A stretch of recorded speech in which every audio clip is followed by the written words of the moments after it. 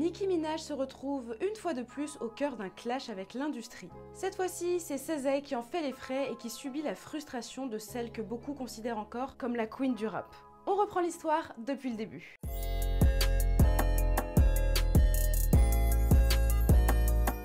À la base, tout va bien entre SZA et Nicki Minaj. C'est vrai qu'on a souvent vu SZA commenter les publications de Nicki Minaj, la sauçant, l'encensant. Donc on a un petit peu l'impression que ce clash vient de nulle part. Le 15 juillet dernier, à la surprise générale, leur relation a commencé à fall off aux yeux du public. Et pour nous, tout commence avec un tweet de Nicki. Dans ce tweet, elle appelle TDE le label Tiny Dicks Executives. Donc en gros, les dirigeants de TDE ont des petites dicks. You understand. Au début, c'est vrai qu'on comprend pas trop parce que Nicki Minaj est déjà dans une espèce de campagne de clash envers Roc Nation. Ça dure maintenant depuis un certain temps, mais Nicki est en très gros désaccord avec Roc Nation, Jay-Z et Desiree Perez. Comme je vous le disais, à ce moment-là, le 15 juillet, elle est déjà dans une espèce de spirale négative de tweets accusateurs et complotistes envers Roc Nation, etc. Donc la balle perdue pour TDE, on se dit au début que c'est peut-être dû au fait que, voilà, Nicki Minaj, à la base, c'est Young Money. Young Money, c'est Drake, Lil Wayne, Nicki Minaj, Tyga, etc. Et donc, forcément, avec le clash qu'il y a eu récemment, Drake, Kendrick Lamar, peut-être que Nicki Minaj a voulu take side. Enfin, au début, c'est les questions qu'on se pose en tout cas. Nicki Minaj continue sa série de tweets et on se rend compte qu'elle accuse en fait Terence Punch Anderson, qui est donc le manager de SZA et l'un des présidents de TDE, de l'avoir harcelé publiquement, insinuant un complot orchestré par la fameuse Desiree Perez. À côté de ça, SZA publie un tweet un petit peu mystérieux et malheur, c'est là que le clash commence. C'est là que tout le clash commence. Je vais vous traduire la plupart des tweets qu'on a pu retrouver durant ce clash. À noter que je vous fais une traduction littéraire afin que vous puissiez bien comprendre. Voilà, il y a peut-être certains mots que vous ne reconnaîtrez pas en anglais, mais c'est vraiment afin que vous puissiez comprendre le contexte. Vraiment afin que vous puissiez avoir le thé servi de la meilleure des manières. Pendant que Nicki Minaj continue tous ses tweets sur TDE, Punch, le manager de SZA, etc., SZA décide, elle, de tweeter de son côté. C'est la rétrograde de Mercure. Ne te fais pas avoir, petite rigolote. La rétrograde de Mercure, c'est un phénomène astrologique qui pourrait influencer l'humeur des gens, qui pourrait nous rendre énervés, etc. Comme vous le savez peut-être, SZA est très spirituelle, très dans l'astrologie, etc. Donc c'est pour ça qu'elle utilise ce terme-là. Beaucoup de gens se sont demandé si c'était un clash envers Nicki Minaj. C'est vrai que ça tombe quand même au moment un petit peu opportun. En tout cas, s'il y a bien une personne qui l'a pris personnellement, c'est Nicki Minaj elle-même, puisqu'elle décide de commencer à répondre et s'ensuit une série de tweets plutôt salés. Nicki Minaj tweet donc: quand on regarde et écoute cette bitch, on a l'impression qu'elle s'est faite piquer par une abeille. Dans le tweet, elle imite ensuite SZA en disant « je dessine mes fausses taches de rousseur ». Alors, cette histoire de fausses taches de rousseur, ça remonte à une interview de SZA, donc une vieille interview de SZA, où elle expliquait que ces taches de rousseur l'avaient toujours complexée, etc., mais que récemment, elle avait réussi à les accepter et qu'elle les aimait beaucoup maintenant et qu'elle ne les cachait plus. Petit problème, sur cette vidéo, on remarque clairement que les taches de rousseur de SZA sont dessinées au crayon. Et donc, à l'époque, ça avait été la grosse blague, vraiment tout le monde s'était un petit peu moqué d'elle. Pas méchamment, pas comme Nicki Minaj le fait. Ça a commencé à alimenter un petit peu les rumeurs que SZA disait vraiment tout et n'importe quoi en interview. Enfin, elle nous parle de taches de rousseur alors qu'elle les dessine elle-même. Elle avait aussi parlé de ses cheveux alors qu'apparemment elle portait une perruque. Donc c'est un petit peu bizarre. Il y a un petit historique de SZA qui dit un petit peu n'importe quoi en interview. SZA répond ensuite avec un tweet en disant « J'en ai rien à faire de tes vieilles actions bizarres. Vraiment, wow. Je vais pas rentrer dans ton jeu en gros. » SZA répond ensuite à un tweet d'une Barbs qui l'accuse de ne pas avoir de succès, vraiment d'être finito, d'être une artiste éclatée, et qui lui dit que c'est facile de faire une tournée avec Kendrick Lamar, et qu'elle devrait faire quand même une tournée solo pour qu'on puisse vérifier quelque chose. En gros, ta tournée solo, elle va flop. SZA répond donc, mais qu'est-ce que tu veux voir en fait, avec une espèce de capture d'écran qui indique que le SOS Tour de SZA, qui était donc un solo tour, une tournée où elle était toute seule, cette tournée a donc réussi à réunir plus de 100 millions de dollars, et elle rejoint donc la liste des artistes afro-américaines qui ont réussi à réunir autant d'argent lors d'une seule tournée. En gros, elle prouve aux Barbs et aux haters qu'elle a une carrière, et ça, personne peut lui enlever. Nicki Minaj n'a pas trop tardé à répondre sur Twitter encore une fois, en écrivant « Attendez, est-ce que SZA pense qu'elle a plus de succès que moi? SZA, si tous les sons que tu as fait disparaissaient d'un coup, tu ne manquerais pas une seule seconde à l'industrie de la musique. J'ai été dans des pays qui n'ont jamais entendu parler de toi. T'es pas aussi stupide que ça quand même. » Donc Nicki Minaj, poussée très certainement un petit peu par les Barbs, commence à rentrer dans ce jeu de la comparaison de « non mais regarde ma carrière et regarde ta carrière ». Vraiment Nicki Minaj, tu es le bully que tu penses être. Dans un nouveau tweet, Nicki poursuit en disant que SZA est grosse, dodue et mince en même temps. Elle lui dit « fat, chubby and skinny at the same damn time ». Elle l'accuse ensuite d'avoir perdu 30 millions d'auditeurs sur Spotify et, je cite, que ses streams ont disparu tout comme ses fausses taches de rousseur. Nicki, please! Elle reprend ensuite le premier tweet de Cézanne qui parlait de la Mercury rétrograde, etc. en lui disant « Retourne dessiner tes fausses taches de rousseur, grosse menteuse, tu me fais penser à un chien mort. » Please. La répartie de Nicki, vraiment, c'est bête et méchant. Cézanne qui a pour habitude de ne jamais vraiment rentrer dans les clashs, donc c'est un petit peu une première qu'elle se retrouve sur le devant de la scène à se faire autant terminer. C'est-à-dire que Nicki enchaîne les tweets. Vraiment, je vais vous mettre une capture d'écran un petit peu du Twitter de Nicki Minaj lors du clash avec Cézanne, mais vraiment, elle est en boucle. Elle ne s'arrête pas. Cézanne se prend des ratata des tweets dans tous les sens et finit par tweeter « MDR, laissez-moi redevenir calme, timide et humble.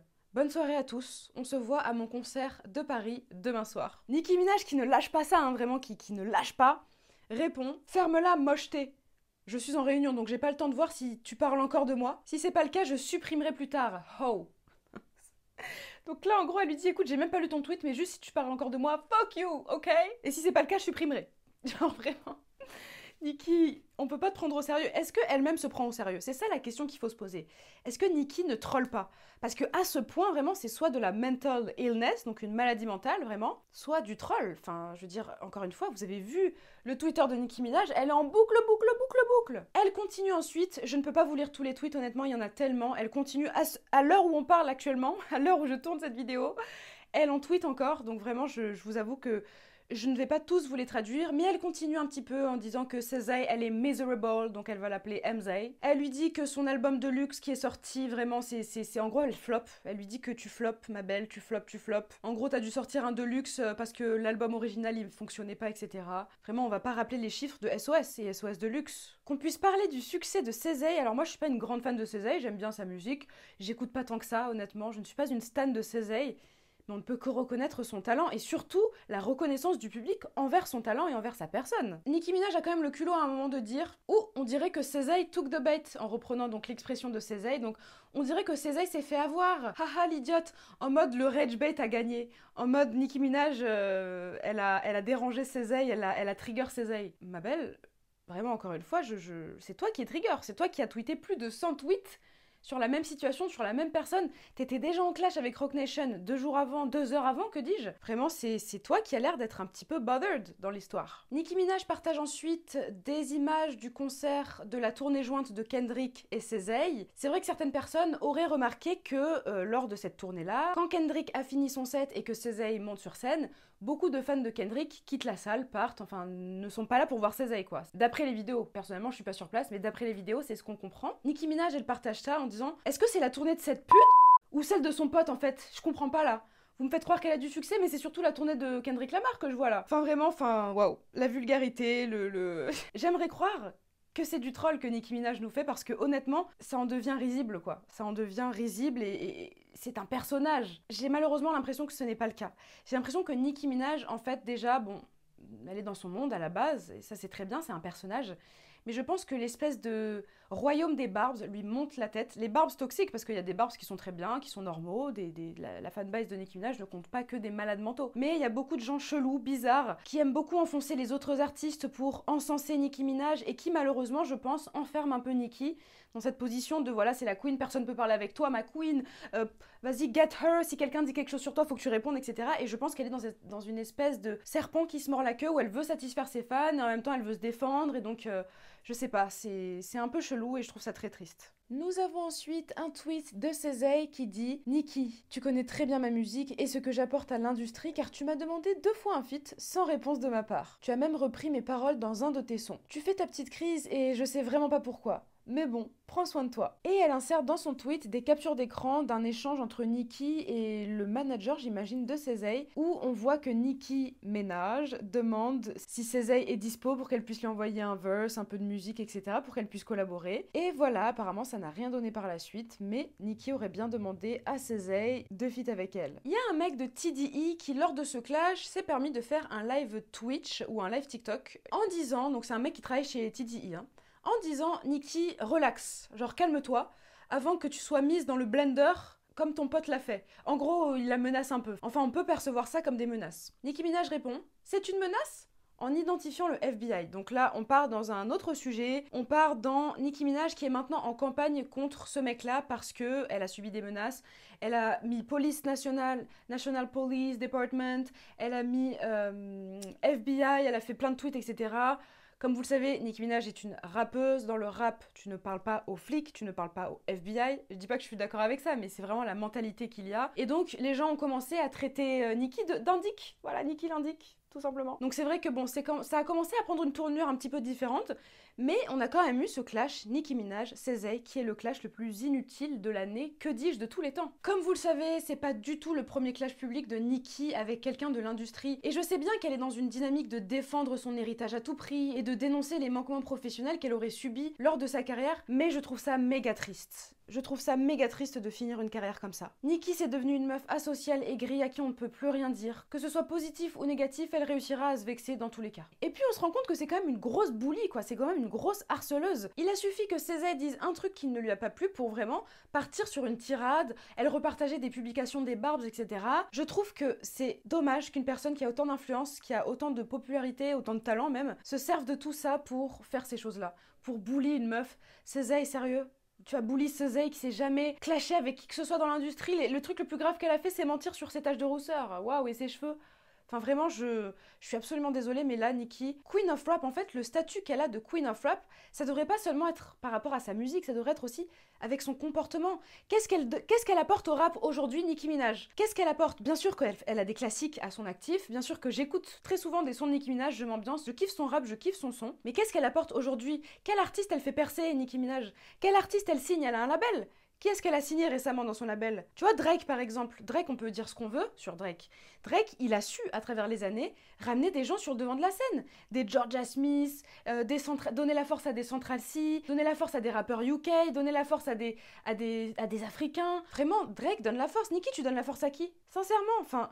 Je trouve ça dommage et je suis vraiment dégoûtée qu'elle se serve de sa notoriété pour harceler des gens sur internet. Je sais pas, c'est vraiment dommage. Je sais pas ce qui se passe dans sa vie et je lui souhaite vraiment le meilleur et de guérir, mais malheureusement pour moi là, elle est un peu dans le même sac que Kanye West. Alors, bien évidemment que les propos de Nicki Minaj sont à 1000 lieues de la gravité des propos de Kanye West. Nicki Minaj est bien moins problématique que Kanye West, même si elle reste problématique. Kanye West a eu des propos nazis, a eu des propos extrêmement graves et pénalement répréhensibles d'ailleurs. Donc, je ne l'aimais pas au même niveau de gravité, mais c'est un petit peu ce modèle-là de superstar qui devient le fou du métro, quoi. La folle du métro, vraiment. Nicki, c'est la folle du métro, sur Twitter comme ça, toute la journée. Ma belle, tu as une famille, tu as une carrière incroyable, tu as probablement des amis, je sais pas, je te le souhaite en tout cas. Qu'est-ce que tu fais? Vraiment, c'est ridicule, moi je ne peux pas défendre ça.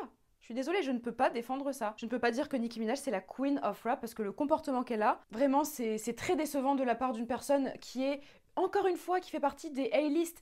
Est-ce que vous imaginez Beyoncé se conduire comme ça? Beyoncé, elle a dû en subir des injustices. Alors, je suis pas en train de dire que les injustices qu'a subi Nicki Minaj ne sont pas graves, mais la manière dont elle parle, dont elle s'exprime sur Twitter en plus, enfin, je sais pas, fait des interviews, fait un vrai communiqué, prendre Twitter comme ça, enfin... Bref, je suis extrêmement déçue et je trouve ça vraiment dommage pour Nicki Minaj et son image. Et encore une fois, je ne suis pas une stan de Cézanne, mais on ne peut pas nier son talent, on ne peut pas nier son influence et on ne peut pas nier la contribution qu'elle a pu apporter à l'industrie de la musique en termes de R&B, en termes de hip-hop, etc. C'est une personne qui est très talentueuse et tu peux la détester, mais tu peux pas dire « Oh Cézanne, t'as pas de succès, nanana, etc. » Cézanne a battu des records en tant que femme noire aux États-Unis et lui enlever ça, c'est très injuste. Nicki Minaj, ce que tu fais, c'est très injuste. Vraiment. Je veux voir un peu plus de sororité, quoi. C'est plus à la mode les Nicki Minaj qui clashent comme ça sur les réseaux sociaux en 2025, je suis désolée. En 2025, on a beaucoup de rappeuses, je ne vais pas citer de noms forcément parce que j'aime pas les comparaisons, mais on a beaucoup de rappeuses qui donnent la force en fait tout simplement et on voit beaucoup de rappeuses qui s'entendent très bien, qui font des soirées ensemble, des vidéos ensemble, des sons ensemble et c'est vraiment tout va bien dans le meilleur des mondes. Et moi c'est ce que je veux voir. Pourquoi toujours la rivalité? On n'est plus en 2010, Nicki please, Nicki please. Bref, n'hésitez pas à me dire ce que vous avez pensé de cette vidéo et de tout ce clash inutile dans les commentaires. N'hésitez pas non plus à vous abonner à ma chaîne YouTube. Je vous invite aussi à me follow sur mon compte Instagram que j'affiche juste ici. Et on se retrouve très vite pour une nouvelle vidéo. Bye!